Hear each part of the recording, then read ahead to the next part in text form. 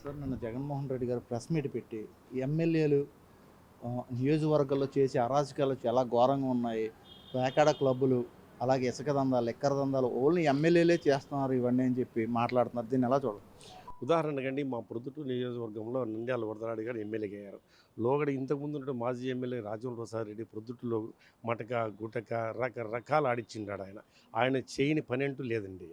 ప్రొద్దుటూరులో ఎక్కడ చూసినా కూడా వాళ్ళ బ్రదర్స్ కానీ, ఎక్కడ కానీ మొత్తం ప్లేస్‌లో దందా చేసుకోవడము, వాళ్ళ ఇష్టం వచ్చినట్టు అమ్ముకోవడం రకరకాలు జరుగుతూ ఉంది. ఉదాహరణకు దొర్సానపల్లె, చోటపల్లి మధ్యలో ఒక చర్చి ఉంది. ఆ చర్చికి సంబంధించినటువంటి భూమిని కూడా ఆయన ఆక్యుపై చేసుకొని దాన్ని ఫ్లాట్‌గా డివైడ్ చేసి వాళ్ళకేదో క్రిస్టియన్ సంబంధం అది. మా ఫారిన్ కంట్రీ వాళ్ళు ఎవరో ఇచ్చిన్నారు అక్కడ.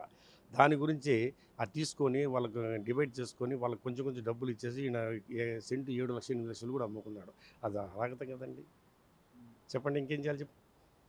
మా ఎమ్మెల్యే గారు దాన్ని మా ఇప్పుడు ఉన్నటువంటి ఎమ్మెల్యే గారు చాలా సిన్సియర్ అండి. వరదరారెడ్డి గారు చాలా సిన్సియర్ మోస్ట్. అది. ఎందుకు సార్ ఈయన గవర్నమెంట్ మీద ఎలా ప్రచారాలు చేస్తున్నారు? ఒక మాజీ సీఎం అయి ఉండి ఆయనకి ఇలాంటివి చేయడం అన్న అర్థం. అంటే ఒకటి చూడండి, ఎప్పుడైతే 11 సీట్లు వచ్చిండాయో ఆయనకప్పుడు మైండ్ బ్లాక్ అయిపోయింది. అది. అంతే. అంటే ఇప్పుడు జరగబోయే జమిలింగ్ ఎలక్షన్‌లో మళ్ళీ మేమే గెలుస్తాం, మళ్ళీ రాకపోతాం, మేమే వస్తాం, కంగారు పడొద్దు అని చెప్పి మాట్లాడుతున్నారు. ఎట్లా ఎప్పుడొస్తాయండి జమిలీ ఎలక్షన్? ఇంకా లోక్‌సభలో బిల్లు పాస్ కావాలి, ఇక్కడ అసెంబ్లీ పాస్ కావాలి, అక్కడ రాజ్యసభ పాస్ అయిన తర్వాత ఈ జమిలీ ఎలక్షన్స్ వచ్చేది. తర్వాత ప్రజా తీర్పు ఎట్లుంటుందో ఆలోచిస్తాం. చంద్రబాబు గారు ఎలక్షన్‌లో ఇచ్చిన హామీలు సూపర్ 6, సూపర్ 7 అని చెప్పి జనాలను మోసపూరితమైన పనులు చేస్తున్నారని చెప్పి మాట్లాడుతున్నారు. దీన్ని లేదండి అట్లా మోసం. ఇప్పుడు సూపర్ సిక్స్ అని చెప్పాడు, హామీలు ఇచ్చాడు, పెన్షన్ ఇచ్చాడు, తర్వాత దీపం పథకం వస్తూ ఉంది, ఆడవారికి బస్సు సౌకర్యం కల్పిస్తూ ఉన్నారు, అన్నీ వస్తాయి కదా, మొత్తం విద్యా దీవెన అన్ని రకరకాలు వస్తాయి కదండి. ఖచ్చితంగా అమలు చేస్తారు ఆయన.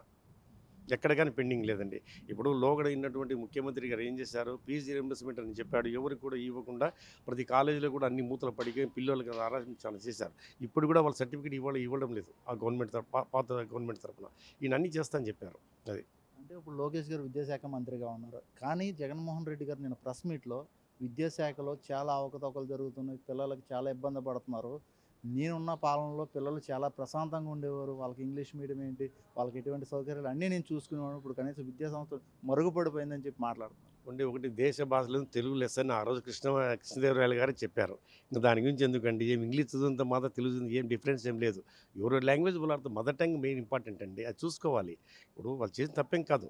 ఎన్నిసార్లు హిందీ ఉపయోగపడాల్సిందే, ఇంగ్లీష్ ఉపయోగపడాల్సిందే. ఆల్ భాష మొత్తం మన దేశంలో ఎన్నో భాషలు ఉన్నాయి. కర్ణాటక కన్నడ, తెలుగులో తెలుగుది, మహారాష్ట్ర మార్వాడి, ఇది ఎంత ఉన్నాయి కదండి. దాన్ని తప్పకూడదండి. ఇంగ్లీష్ నేర్చుకున్నంత మాత్రం తెలుగు ముద్ర అనుకోవద్దండి. అన్ని భాషలు కావాలి, తప్పేం లేదు. వారి టాలెంట్ పెట్టి సంపాదించేస్తారు. ఇప్పుడు మన లోకేష్ గారు విద్యాశాఖ మంత్రి గారు, ఆయనకు తెలుసండి ఏ విధంగా పిల్లలు బాధపడినది. ఫీజు రియంబర్స్మెంట్ ఏదైతే పెండింగ్ పెట్టినారు, ప్రతి కాలేజీ కూడా ఎంత హరాస్మెంట్ చేశారు పిల్లలను. తప్పు కదా అది. ఇప్పుడు వాళ్ళకి ఎంత బతుకులు కనీసం టీసీలు ఇవ్వడం లేదు కొన్ని కాలేజీలు. చాలా తప్పు జరిగిందండి. ఆయన సమర్థిస్తాడు, అది కూడా కాదు. ఖచ్చితంగా ఆయన దాన్ని క్లియర్ చేస్తారండి.